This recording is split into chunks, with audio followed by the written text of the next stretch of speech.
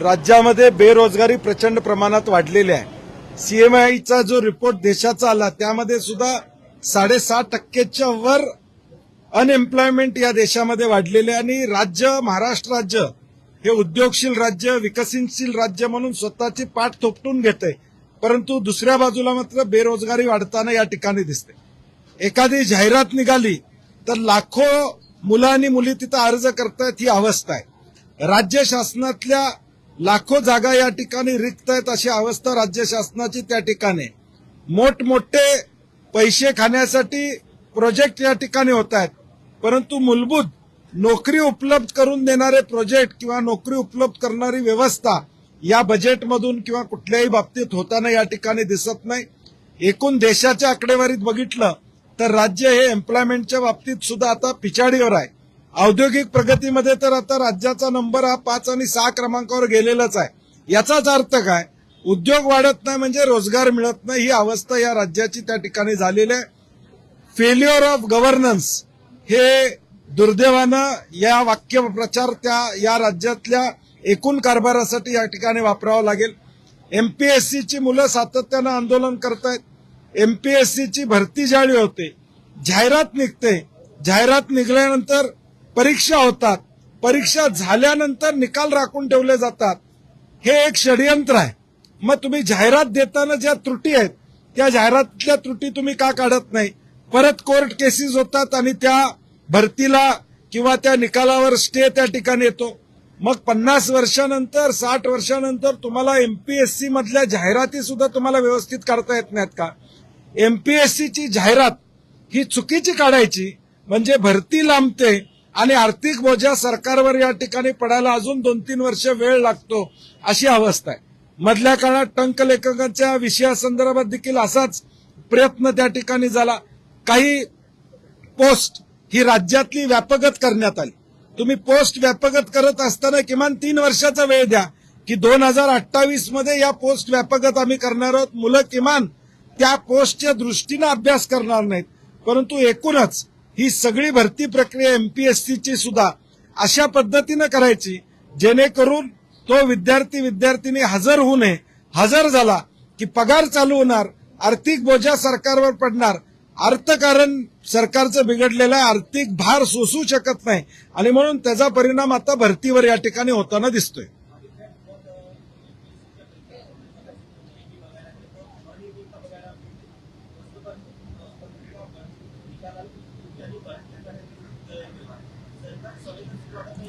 नाही, मी म्हणलं तसं सरकार संवेदनशील नाही आहे, कारण की तुम्ही जाहिरात देतानाच लॉ डिपार्टमेंटची परवानगी घेत नाही का? लॉ डिपार्टमेंटकडनं जाहिरातीचा त्या ठिकाणी अनुमती घेत नाही का? मग त्यात त्रुटी कशा राहतात?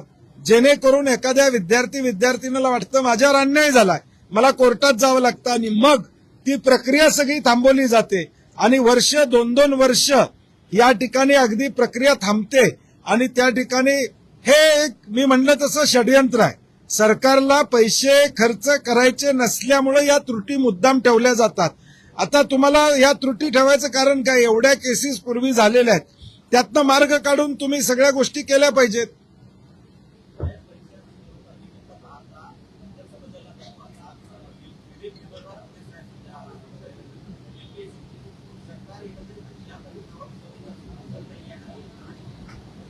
एमपीएससीनं स्वायत्तेनं वागलं पाहिजे अशी आमची अपेक्षा आहे। नव्या अध्यक्षांच्याकडून या राज्यातल्या लाखो तरुणांच्या अपेक्षा आहेत। माझी नव्या अध्यक्षांना नव्या सगळ्या लोकांना विनंती आहे की पुढच्या ज्या काही परीक्षेचा टाइमलाईन फिक्स करा, त्याचे निकालाची वेळ फायनल त्या ठिकाणी करा। जाहिरातीत कुठल्या त्रुटी, भले जाहिरात 1 महिना लेट करा तुम्ही, काय हरकत नाही, परंतु सगळ्या त्रुटी त्या जाहिरातीतल्या काढून तुम्ही या एमपीएससीच्या भरतीला पुढे जावा अशी आमच्या नव्या अध्यक्षांना विनंती आहे।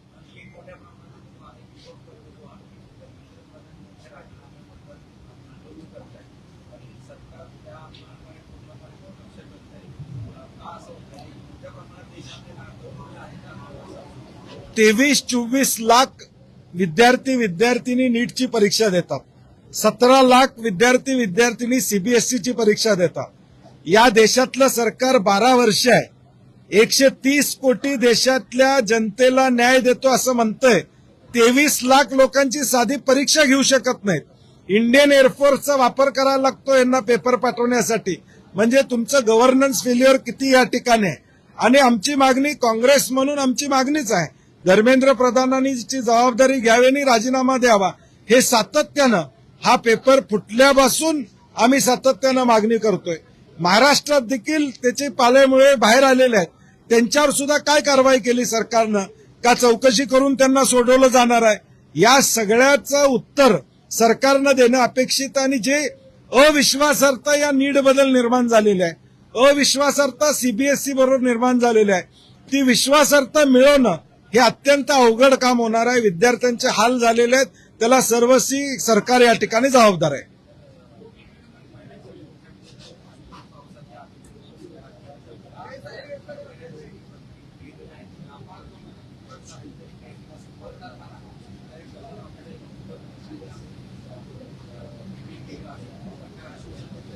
नाही, कर्जमाफीवर आम्ही काल सुद्धा म्हणलो की ही कर्जमाफी नेमकी लोकांपर्यंत पोहोचणार आहे का? तर ती पोहोचणार नाही आहे. कारण की थकीत असणाऱ्यांना 2 लाख रुपये भरले तरच पुढचे या ठिकाणी पैसे त्या ठिकाणी मिळणार आहेत.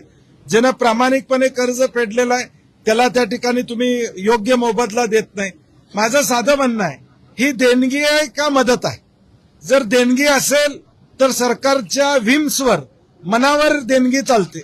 मदत असेल तर मग शेतकरी अडचणीत आहे हे गृहीत धरा. मुळात शेतकरी अडचणीत आहे म्हणून तो कर्जमाफी मागतोय. मग त्याचा कर्ज त्यानं चुकून फेडला असेल, दुसरीकडनं उचलून कर्ज फेडला असेल, याचा अर्थ त्याचं उत्पन्न घटलेलं नाही असं नाही, त्याचं त्या वर्षाचं उत्पन्न घटलेलं आहे. आणि म्हणून मला वाटतं सरसकट कर्जमाफी केली पाहिजे, नियम आणि अटी न घालता ही कर्जमाफी केली पाहिजे. आता एखादा गरीब ग्रामपंचायत सदस्य आहे, त्याला तुम्ही त्यातून वगळताय. 25,000 रुपये पगार असणारा माणूस वगळताय. म्हणून माझा बेसलाईन काय, ही देणगी आहे का शेतकरी अडचणीत आलेल्या मदत आहे? तुम्ही शेतकरी अडचणीत आलेला मदत असेल तर सरसकट ही मदत केली पाहिजे, नियम आणि अटी लावल्या नाही पाहिजेत, अशी आमची भूमिका आहे.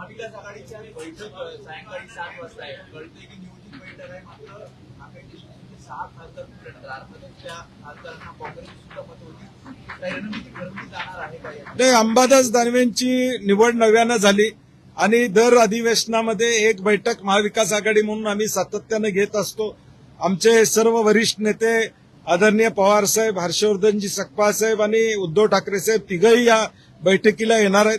शेवटी अधिवेशनच्या काळात पक्ष प्रमुख किंवा पक्षाचे नेते आमच्याबरोबर संवाद साधतात आणि एक बैठक होती, त्यामध्ये अनेक चर्चा होतील. झालेल्या घटनेमध्ये 6 खासदार फुटले, त्यांना काँग्रेसची मतं पडलेली आहेत, राष्ट्रवादीची मतं या ठिकाणी पडलेली आहेत. आणि म्हणून या सगळ्याचा विचार या बैठकीमध्ये निश्चितपणे चर्चा होईल. अधिवेशनामध्ये पुढचे कुठले मुद्दे मांडायचे, कुठल्या मुद्द्यांना प्रायोरिटी द्यायची, याची चर्चा आज सखोलपणे या ठिकाणी होईल. चला,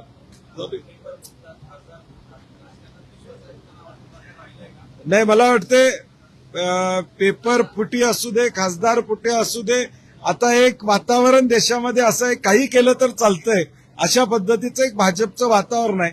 लोकांचा रोष आहे, परंतु शेवटी मताद्वारेच तो पुढे व्यक्त होईल अशी आम्हाला आशा आहे.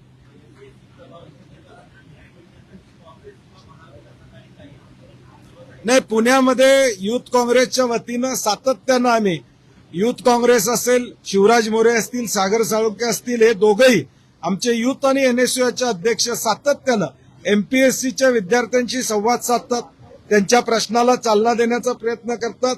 काँग्रेस म्हणून एमपीएससीच्या विद्यार्थ्यांच्या पाठीशी आम्ही ठामपणे या ठिकाणी उभे आहोत.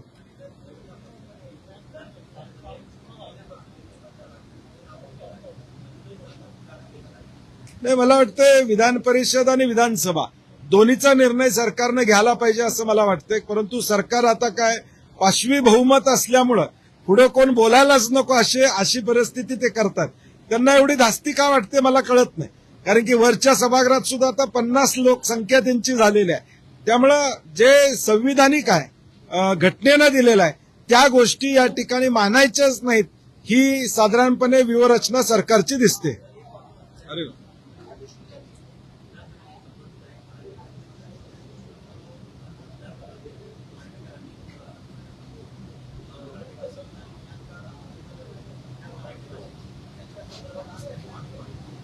मराठी भाषेलाच त्यांनी श्रद्धांजली वाहिली काल, खऱ्या अर्थानं असं म्हणावं लागेल.